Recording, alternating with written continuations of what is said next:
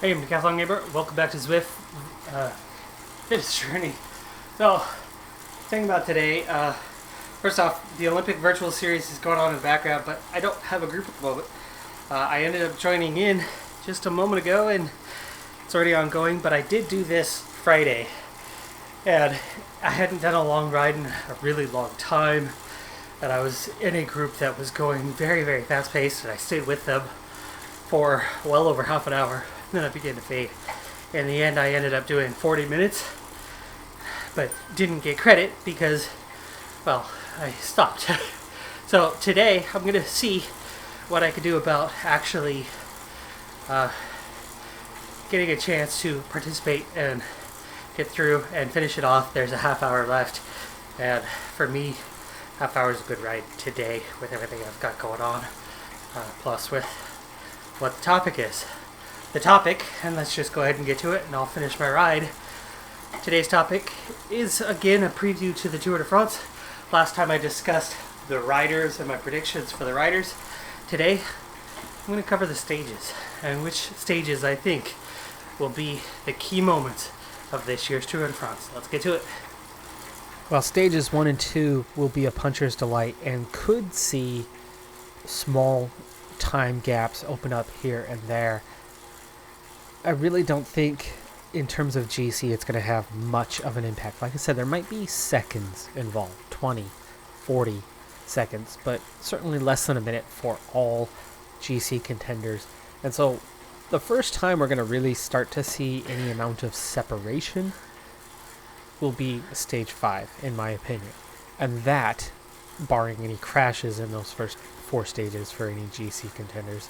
Stage 5, the individual time trial, the first of 2 in this race, is going to be, in my opinion, the first decisive stage. At 27.2 kilometers and relatively flat, I don't expect much in terms of fireworks on this one, but obviously the better GC time trialists are going to pull ahead a little bit.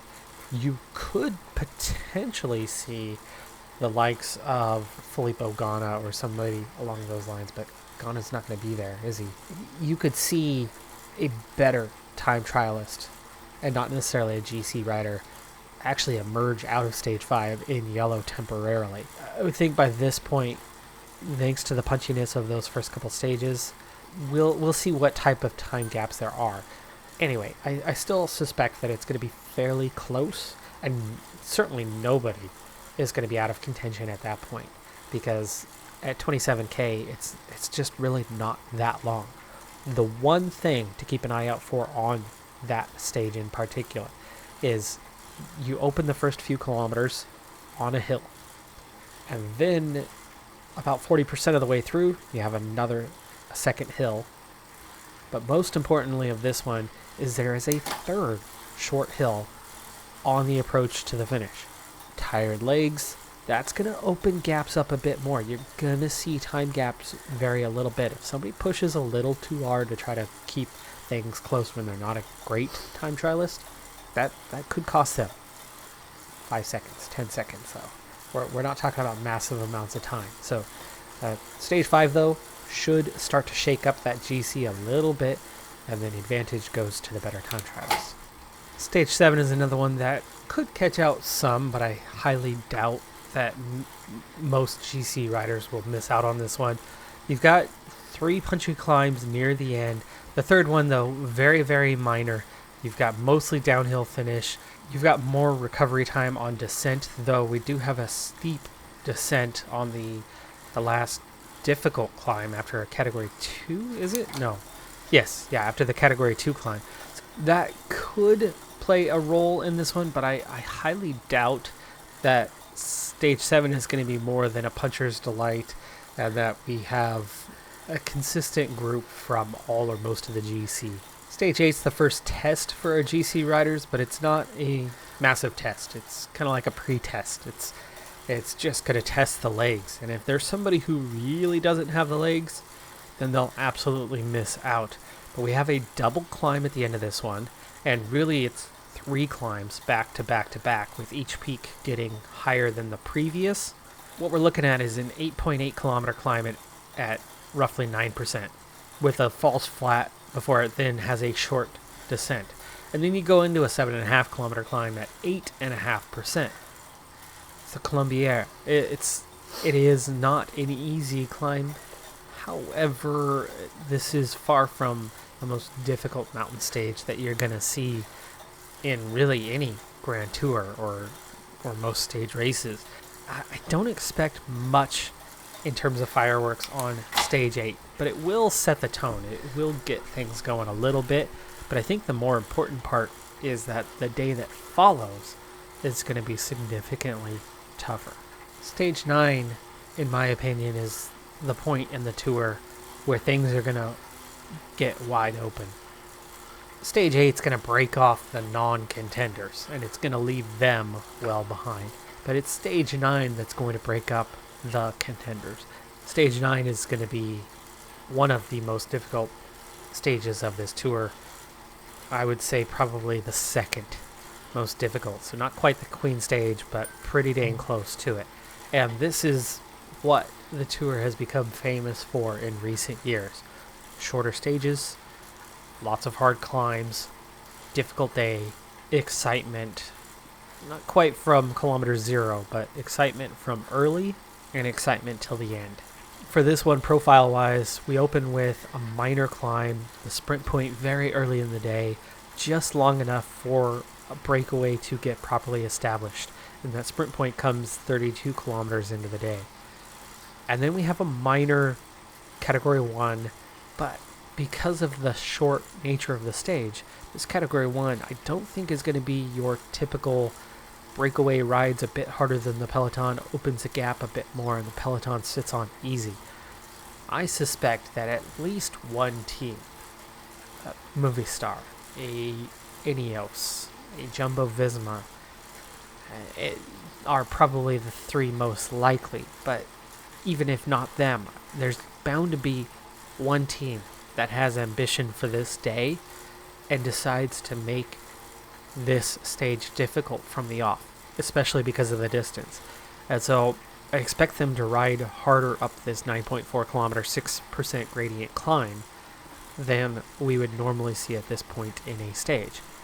The descent does allow for recovery. However, I expect the peloton to already see at least a fair bit of split here and see hard work in a chase group, a broom wagon group with all the sprinters in it trying to hang on. Now, of course, sprinters will have just put in a good bit of work on that sprint point not long before that climb. So expect, if tempo's high, pretty big splits. Still a large group over the top of that climb. And as we begin what follows, you hit the base after the descent and immediately ascend our first Allscat of this year's tour, the Col de Prix. 12.6 kilometers, 7.7 average gradient. Now, as far as Allscat goes, it's far from the hardest we're going to see, but it's going to be a tough climb. And at the midway point of a stage, that then immediately goes into the next climb, or at least almost. Very short descent, and then falls flat for a little bit before we then have a category 2 climb up the Roseland, 5.7, 6.5%. So they go kind of right back into climbing. So expect the group to be getting smaller and smaller through this period. We do have a fairly lengthy climb. I mean, descent. You've got a good 20k of descending. A small valley with a slight uphill, false flat nature to it before we then go into a short climb, uncategorized, and then a short flat into the final climb. Now, collectively, the Monte di Tigre, sorry, pronunciation on that one, I know, not great, but 21 kilometers at 5.6%. So, because of the flat sections, because of the slow start to the climb, ultimately it's 5.5%. It's not a major climb, but it's 21 kilometers. And it's coming on the back of the Col de Prix. It's coming back on that short false flat into another climb. And yes, a 20 kilometer descent will go a long way to recover some legs. But because of the stage, because of the shortness of the stage, again, like the initial Cat 1 climb that we have, I have a feeling that there's going to be at least one team that still has enough firepower. And there's going to be one or two or three or half a dozen GC riders that will miss out by the time we hit the top of that Cat 2 climb. That there's going to be a split. There's going to be a group off the back, and they're not going to want that group to get back on. Now, I don't know the nature of the descent. I don't know how technical it is. But something in me suggests that tempo will be high. So recovery won't be complete, even though it's 20 kilometers. I think they're going to be riding fairly hard on that descent. And then you're going to lead into a valley that's going to have high tempo still. And then into that final climb, where the percentages aren't terrible, but at 21 kilometers and only a certain amount of recovery from the end of the previous climb to there, something tells me this is going to be the day. This is roughly halfway through the tour, and it's going to be a while after stage 9 before we see something major again. And one important detail is that there's a rest day following this stage. So you could absolutely see teams, especially where you have support riders left, you can see them pushing that extra mile, giving that extra bit, burying themselves, getting to the limiter, hitting the red, and just being done. And as a result, I think a lot of those GC favorites that are false contenders, the kind that are the team leaders that everybody knows they're not quite good enough, but they desperately want to be in the mix. I think a lot of those are going to kind of flunk out at this point, and they're going to lose possibly large chunks of time. Because if you don't have the legs, even though at 5.5% over a 21 kilometer climb after 2 difficult climbs before that, and if that tempo does stay high, the gaps, like I said, could be many minutes and not just seconds on this one. So look for stage 9 to be a very, very important day in this tour. The next difficulty is not until 3 days later, a rest day and a flat stage to follow. And so expect stage 11 to be another tough one. But ultimately, I think it's only going to catch out so many riders. And here's why. The reality is we're looking at just 2 climbs. We're looking at 2 very difficult climbs, though. Almost 200 kilometers for the stage.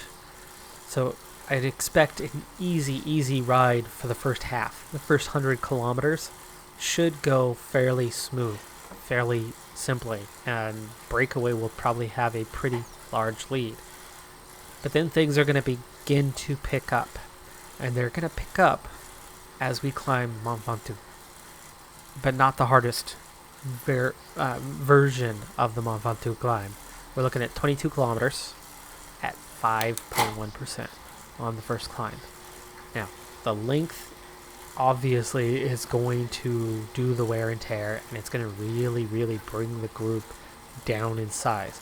But I would imagine, because of what follows, as in over 50 kilometers before we get to the top of the next climb, and the descent is only 20k, so 30k to go from the base of the climb until we get to the top of the next climb.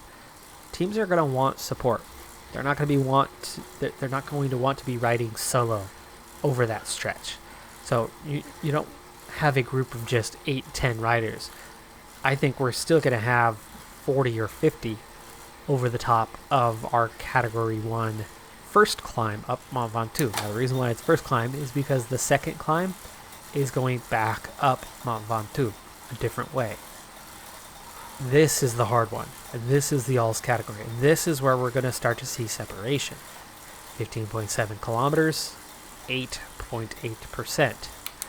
But because of the lead up, because we have a descent that's going to allow for a good bit of recovery, because I'm predicting there to still be anywhere from 40 to 60 riders in the peloton on that descent, and a breakaway that's still a little ways away, but definitely closer than they had been. And then we have a good 13 kilometers with a short little hill area in between before we then begin that climb. And it starts a little bit gradual before then getting fairly crazy. You know, that 35 kilometers or so and that large group, I think when it gets steep, that's where the race is going to start to get interesting on that one.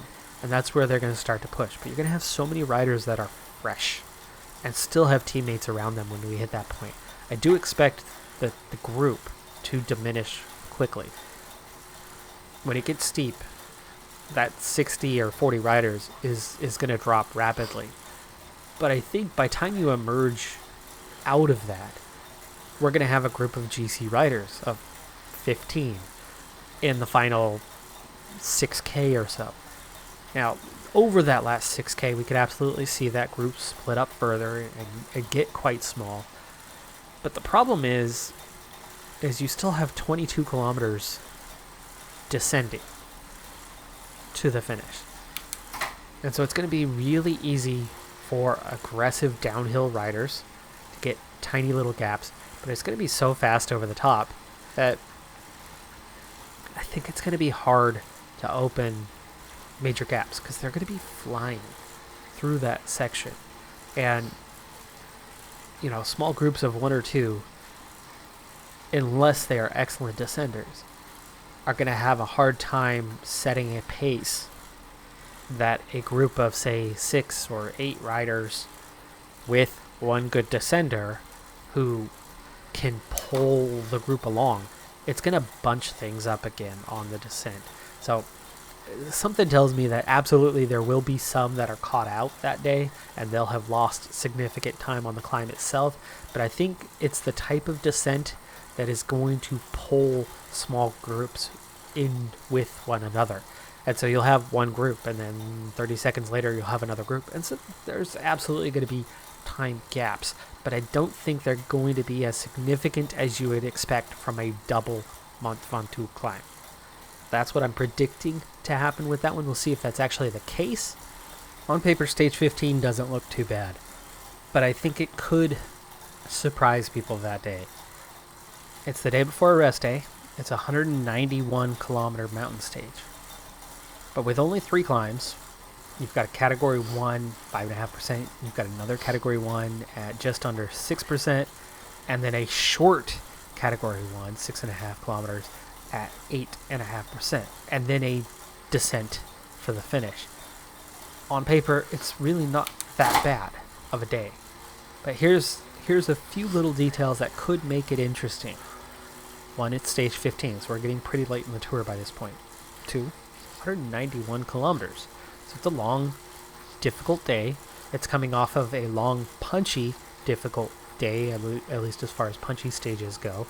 They've been racing for a week straight. They've been racing for 2 weeks and have only had 1 rest day thus far.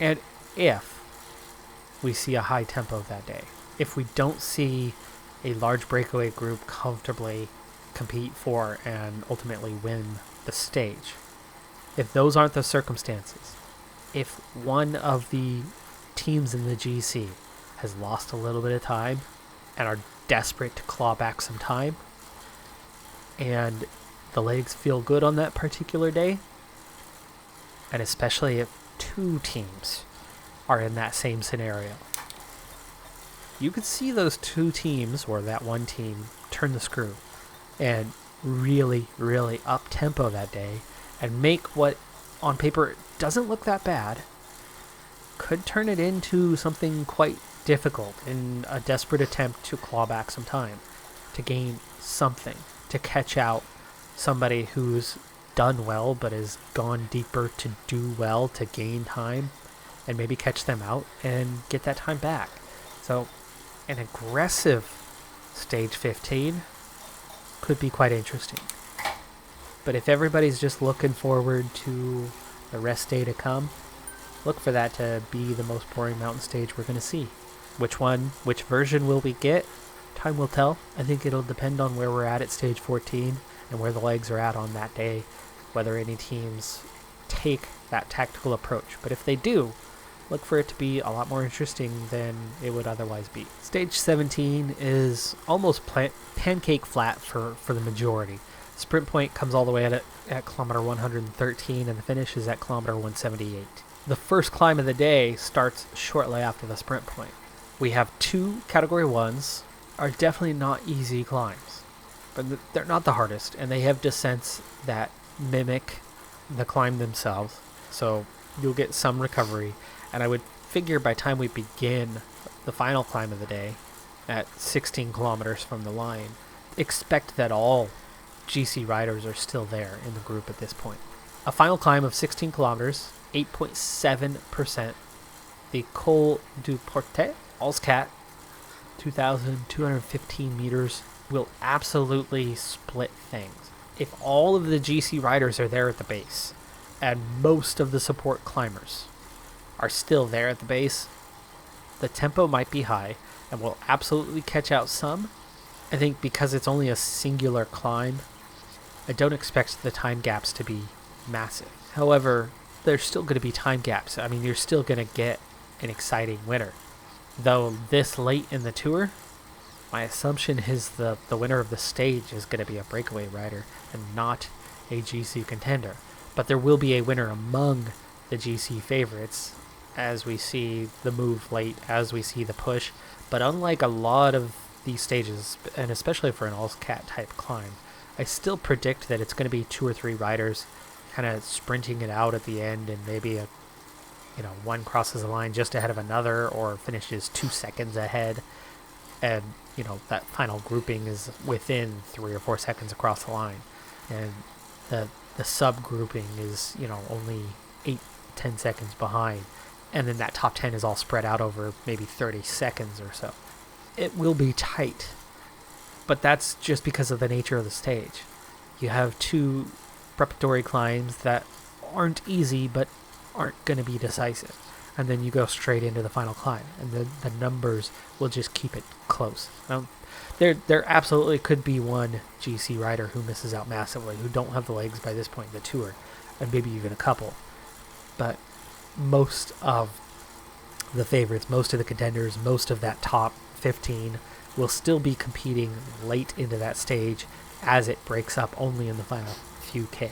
My expectation is that stage 18 is the queen stage of this year's tour. It's short, not even 130 kilometers at 129.7. It's flat early, but it slowly ramps up, and it gets steeper and steeper and steeper. And because of how short the stage is, tempo should be high. And that speed on this slow ramp up to begin the actual Col de Tourmalet, the Tourmalet, 17.1 kilometers, 7.3% Allscat. But again, this long, slow ramp up to that point at high tempo is already going to take a lot out of the legs before you even begin the 17-kilometer climb. My expectation is there won't be many riders left at the top. There could be splits at the top, and there probably will not be any sort of breakaway on this one. The breakaway is going to be reeled in before they even get to the lower slopes of the actual climb. And so by the time we hit the top of the Tourmalet, I'm suspecting that even the GC riders will be split. It will be divided. There's going to be very few support climbers left at this point. Reason being is it's the final climbing stage. I have a feeling that there's still going to be a lot to play for in terms of the overall standing. The weaker time trialists are going to be desperate to gain time on a day like this, as it's their literal final opportunity to do so, for them to get an edge over their time trialing superiors. So the Col de Tourmalet is going to be a decisive climb, because then you descend and then have a very short valley that I can see in groups of 3 and 4 among the front runners be something we see a lot of, because it's not a long valley to have to cross. And then you go straight up the final climb, which is another Allscat, the Les Ardennes. Sorry, pronunciation on that one. I'm not too familiar with the name there, but 13.3 kilometers, 7.4%. Certainly not as hard as the Tourmalet, but because the Tourmalet is going to be so decisive, and because, as I predict anyway, that we're going to have very small groups, going down the descent and going through the valley, as they continue to push, the tempo for the Ardennes is going to be such that things are going to blow up early. And these groups of 3 and 4 will easily beat each other up. And so this is the climb that's going to come in finish line 1s and 2s. This is the one that could see gaps of minutes instead of seconds. And this is the one that's going to the vast majority of what we see in the final standings. Stage 19, mostly flat. Not all sprinters are going to have the legs for the finish on this one, but the GC riders should be totally unaffected by it. And stage 20 is a time trial. Individual, 30.8 kilometers, so it's a few kilometers longer than the stage 5 time trial. It's got a minor hill at the 20k point, and it finishes on a gentle slope. Tired legs, very late in the tour, could lead to some gaps, as almost all of it is quite flat, and that finishing slope is fairly gentle, where it's going to open seconds. It's not going to make a massive difference. I'm thinking we're looking at minor time gaps among GC riders. I'm thinking that the weaker time trialists will lose time, but not significant. And I predict that if stage 18 goes the way I think it will, time gaps are going to be fairly large, and there's not going to be too many close positional battles that could potentially swap on stage 20. I think the podium's going to be fairly well set by that point, and so ultimately it's going to be fairly decided already after stage 18. But that doesn't mean that stage 20 won't see those minor positional swaps. We're certainly not going to see anybody go from 10th to 1st, obviously, but I don't think we're going to see anybody go from 3rd to 1st. I think one position up or down is about all you're going to see, as time gaps could be fairly distant, but based on my predictions on positionally, there certainly could be. I mean, the top 3 are all good time trialists, the guys that I predict. Roglic, Pogačar, Carapaz, they should all be there or thereabouts. Time gaps shouldn't be significant. I don't think Roglic, we've seen by stage 20, he tends to not be as strong a time trialist, or at least last year, if that's any indication. I don't think he's going to blow up the way he did. I don't think he's going to have a terrible time trial, but I think those 3 aren't going to see major changes in time comparatively to one another. But all the chasers, I don't see any of them being better time trialists than those guys. And so I don't think their podium positions are going to be in threat. And then, the guys on the outside looking in, your Simon Yates, your Bookmans, they're not as good in the time trial. Port or Geraint Thomas, I don't think those guys are as good in the time trial. The other contenders, like a Lopez, he's terrible in the time trial. He could be losing a position on the day, not looking to gain. So I don't think there's too many guys on that outside looking in that are going to be close enough to really shake things up. Now, that's not to say that the podium itself can't be in flux, that there could be gaps close enough that between, Pogačar, Roglic, and like I said, I think it's going to probably be Carapaz, though it could be Port. I don't think Gegenhardt's necessarily going to be close enough, but again, all of those guys are, I think, just about close enough to one another. Yes, Roglic technically the favorite in terms of the time trial by stage 20. I'm not sure he has as much left in the legs. I don't think his recovery is as good as Pogačar or even Carapaz. So I think that brings him down a notch, which then puts those guys on an almost level playing field. We'll see. I still think Roglic comes out on top, ahead of Pogačar, ahead of Carapaz, though I think Ineos can be a wild card strong enough to shake things up, and that maybe Carapaz does split those two on the podium. We'll see if my predictions are right. But as for the Tour profile itself, I think the big ones to watch out for, Stage 9 and Stage 18. Alright folks, so today has been a shut up legs and get on with it sort of day.